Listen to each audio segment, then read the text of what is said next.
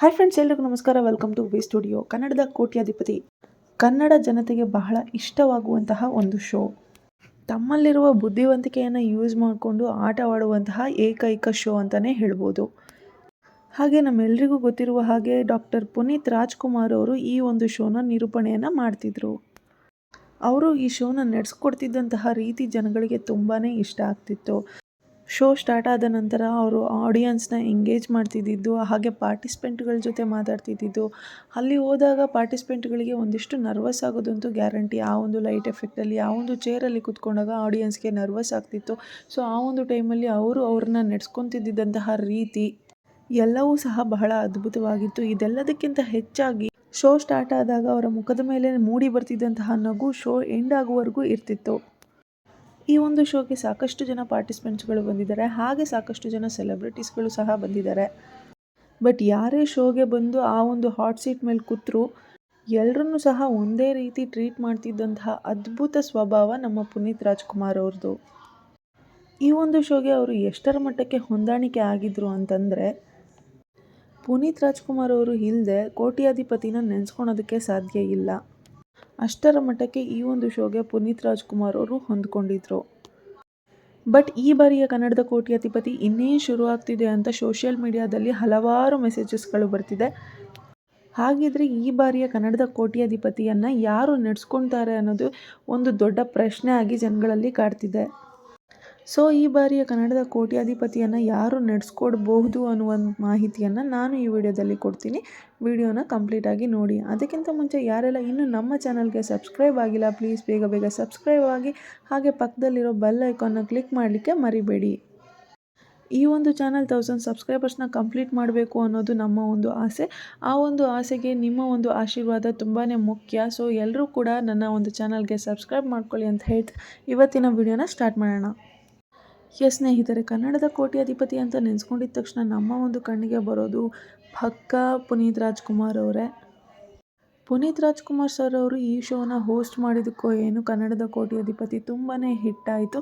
So ಆ ಒಂದು ಕಾರಣಕ್ಕೆ ಇಷ್ಟು ವರ್ಷ ನಡೆದಂತಹ ಕನ್ನಡದ ಕೋಟ್ಯಾಧಿಪತಿಯ ಎಲ್ಲ ಸೀಸನ್ನಲ್ಲೂ ಪುನೀತ್ ರಾಜ್ಕುಮಾರ್ ಸರ್ ಅವರೇ ಕಾಣಿಸ್ಕೊಳ್ತಿದ್ರು.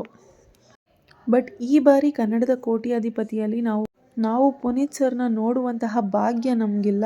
But the show must go on ಅನ್ನೋ ರೀತಿ ಯಾರು ಇದ್ದರೂ ಯಾರು ಇಲ್ದಿರ ಇದ್ದರೂ ಅವರವರ TRPಗೋಸ್ಕರ ಅವರವರ ಚಾನಲನ್ನು ಫೇಮಸ್ ಮಾಡ್ಕೊಳ್ಳೋದಕ್ಕೋಸ್ಕರ ಈ ಒಂದು ಶೋ ಚಾನಲ್ಗೆ ಬೇಕೇ ಬೇಕು.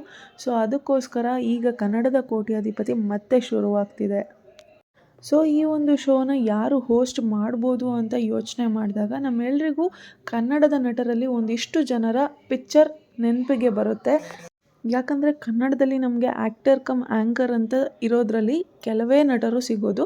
ಅದರಲ್ಲಿ ರಮೇಶ್ ಅರವಿಂದ್ ಅವರೊಬ್ಬರಾದರೆ, ಸುದೀಪ್ ಅವರೊಬ್ಬರು ಆಗ್ತಾರೆ, ಗೋಲ್ಡನ್ ಸ್ಟಾರ್ ಗಣೇಶ್ ಅವರೊಬ್ಬರು ಆಗ್ತಾರೆ. ಇವರನ್ನು ಬಿಟ್ಟರೆ ಅಪ್ಪು ಸರ್ ಒಬ್ಬರಾಗಿದ್ದರು. ಈಗ ಅಪ್ಪು ಸರ್ ನಮ್ಮ ಯಾರ ಜೊತೆನೂ ಇಲ್ಲ. ಸೊ ಇವರನ್ನು ಬಿಟ್ಟು ಇನ್ನು 3 ಜನಗಳ ಪಿಕ್ಚರ್ ನಮ್ಮ ಒಂದು ಕಣ್ಮುಂದೆ ಬರುತ್ತೆ.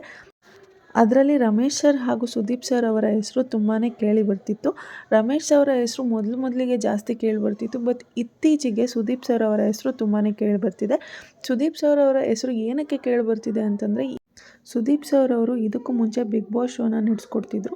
ಈಗಲೂ ಸಹ ನಡೆಸ್ಕೊಡ್ತಿದ್ದಾರೆ. ಬಟ್ ಅವರು ಒಂದು ಅನೌನ್ಸ್ಮೆಂಟನ್ನು ಮಾಡಿದ್ದಾರೆ, ಲೈಕ್ ನೆಕ್ಸ್ಟ್ ಸೀಸನಿಂದ ನಾನು ಬಿಗ್ ಬಾಸ್ ಶೋನ ನಡೆಸ್ಕೊಡೋದಿಲ್ಲ ಅಂತ ಹೇಳಿ.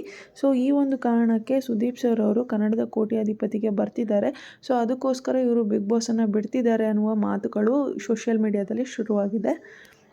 ಸೊ ಇಲ್ಲಿ ಸುದೀಪ್ ಸರ್ ಅವರು ಬಿಗ್ ಬಾಸಲ್ಲಿ ನಡ್ಕೊತಿದ್ದಂತಹ ರೀತಿಯೇ ಬೇರೆ ಆ್ಯಂಡ್ ಕನ್ನಡದ ಕೋಟ್ಯಾಧಿಪತಿಯಲ್ಲಿ ಅವರು ನಡ್ಕೊಳ್ಬೇಕಾಗಿರುವಂತಹ ರೀತಿಯೇ ಬೇರೆ. ಸೊ ಇವರಿಬ್ಬರ ಒಂದು ವ್ಯಕ್ತಿತ್ವನ ತಾಳೆ ಮಾಡಿ ನೋಡೋದಾದರೆ ಇಬ್ಬರ ವ್ಯಕ್ತಿತ್ವದಲ್ಲೂ ಅಜಗಜಾಂತರ ಡಿಫ್ರೆನ್ಸಸ್ ಇದೆ. ಇಬ್ಬರೂ ಸಹ ಕನ್ನಡ ಇಂಡಸ್ಟ್ರಿಗೆ ಆ್ಯಕ್ಟ್ ಮಾಡ್ತಿರೋದು ಒಂದೇ ಸಿಮಿಲಾರಿಟಿ ಇರೋದನ್ನು ಬಿಟ್ಟರೆ ಇಬ್ಬರೂ ತಾವು ಬದುಕುವಂತಹ ರೀತಿ ಆಗಿರ್ಬೋದು, ತಾವು ಜನರಲ್ಲಿ ನಡ್ಕೊಳ್ಳುವಂತಹ ರೀತಿ ಆಗಿರ್ಬೋದು, ಎಲ್ಲದರಲ್ಲೂ ಸಹ ಅಜಗಜಾಂತರ ಡಿಫ್ರೆನ್ಸಸ್ ಇದೆ.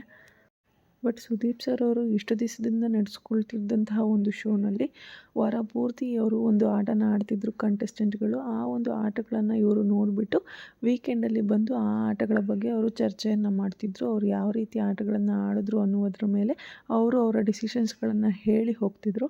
ಬಟ್ ಈಗ ಇವರು ಕನ್ನಡದ ಕೋಟ್ಯಾಧಿಪತಿಗೆ ಬಂದರೆ ಇಲ್ಲಿ ಇವರು ಮಾಡಬೇಕಾಗಿರುವಂತಹ ಕೆಲಸನೇ ಬೇರೆ ಇರುತ್ತೆ.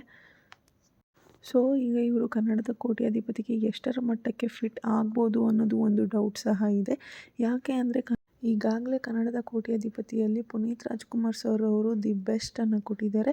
ಈಗ ಜನಗಳ ನಿರೀಕ್ಷೆ ಎಲ್ಲದಕ್ಕೂ ಮೇಲಾಗಿರುತ್ತೆ. ಸೊ ಸುದೀಪ್ ಸರ್ ಅವರು ಪುನೀತ್ ರಾಜ್ಕುಮಾರ್ ಅವರು ಇಷ್ಟು ದಿವಸ ಯಾವ ಕೆಲಸವನ್ನು ಮಾಡಿದ್ರು ಅದಕ್ಕಿಂತ ಹೆಚ್ಚಾಗಿ ಏನಾದರೂ ಮಾಡಿದ್ರೆ ಮಾತ್ರ ಜನಗಳಿಗೆ ಇಷ್ಟ ಆಗುತ್ತೆ, ಹಾಗೆ ಶೋ ಸಹ ಕ್ಲಿಕ್ ಆಗುತ್ತೆ.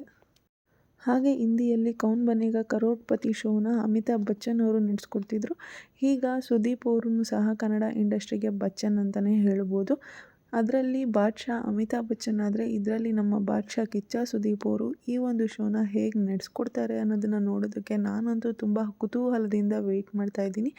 ಸೊ ಈ ಒಂದು ಶೋನ ಸುದೀಪ್ ಸರ್ ಅವರು ನಡೆಸ್ಕೊಟ್ರೆ ಹೇಗಿರುತ್ತೆ ಅನ್ನೋದನ್ನು ಕಮೆಂಟ್ ಸೆಕ್ಷನಲ್ಲಿ ತಿಳಿಸಿ. ಹಾಗೆ ಒಂದು ಡಿಸಿಷನ್ ರೈಟ್ ಆರ್ ರಾಂಗ್ ಅನ್ನೋದನ್ನು ಸಹ ತಿಳಿಸಿ. ರಾಂಗ್ ಅನ್ನೋದಾದರೆ ಸುದೀಪ್ ಸರ್ ಅವ್ರನ್ನ ಬಿಟ್ಟು ಬೇರೆ ಯಾವ ನಟರು ಈ ಒಂದು ಶೋಗೆ ಫಿಟ್ ಆಗ್ತಾರೆ ಅನ್ನೋದನ್ನು ಸಹ ಕಮೆಂಟ್ ಸೆಕ್ಷನಲ್ಲಿ ತಿಳಿಸಿ ಅಂತ ಹೇಳ್ತಾ ಇವತ್ತಿನ ವೀಡಿಯೋನ ಎಂಡ್ ಮಾಡ್ತಾ ಇದ್ದೀನಿ. ವಿಡಿಯೋ ಇಷ್ಟ ಆಗಿದ್ದರೆ ಲೈಕ್ ಮಾಡಿ, ಶೇರ್ ಮಾಡಿ, ಕಮೆಂಟ್ ಮಾಡಿ. ಹಾಗೆ ನನ್ನ ಒಂದು ಚಾನಲ್ಗೆ ಸಬ್ಸ್ಕ್ರೈಬ್ ಮಾಡ್ಕೊಳ್ಳಿ. ಸಬ್ಸ್ಕ್ರೈಬ್ ಮಾಡಿಕೊಂಡು ಪಕ್ಕದಲ್ಲಿರೋ ಬೆಲ್ ಐಕಾನ್ನ ಕ್ಲಿಕ್ ಮಾಡಲಿಕ್ಕೆ ಮರಿಬೇಡಿ. ಯಾಕಂದರೆ ನೀವು ಪಕ್ಕದಲ್ಲಿರೋ ಬೆಲ್ ಐಕಾನ್ನ ಕ್ಲಿಕ್ ಮಾಡಿದ್ರೆ ನನ್ನ ಎಲ್ಲ ಒಂದು ವೀಡಿಯೋಸ್ ಮೊದಲು ನಿಮಗೆ ಬಂದು ತಲುಪುತ್ತೆ ಅಂತ ಹೇಳ್ತಾ ಇವತ್ತಿನ ವೀಡಿಯೋನ ಎಂಡ್ ಮಾಡ್ತಾ ಇದ್ದೀನಿ. Tata, see you, good by.